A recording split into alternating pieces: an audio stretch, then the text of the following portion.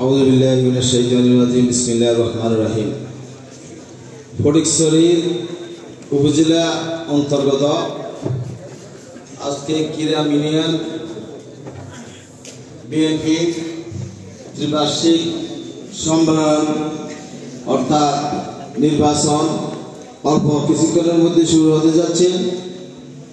এতে আপনারা যারা এখানে উপস্থিত আছেন হয়তো নতুন কমিটি দেখার জন্য আপনাদের বিএনপির নেতৃত্ব খাড়া দেবে এটা দেখার জন্য দীর্ঘ অপেক্ষায় আছেন।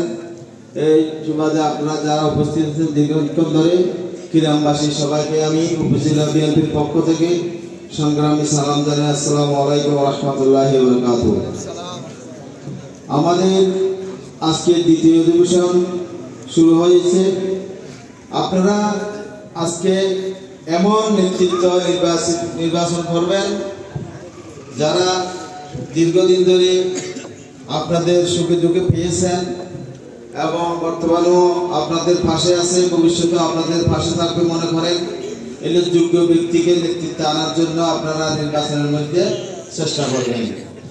সুতরাং এই নির্বাচনে আজকে কিরাম ইউনিয়নের বিএনপির নির্বাচিত করার জন্য আমি সভাপতিত্ব করার জন্য আমি আমাদের ফটিকছড়ি উপজেলা বিএনপির কর্ণধার এবং উপজেলা বিএনপির আহ্বায়ক জননেতা জনাব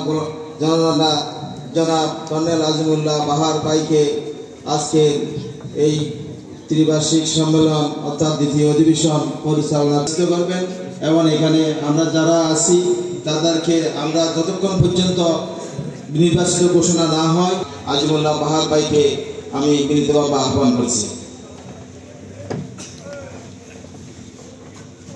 ধন্যবাদ চৌধুরী।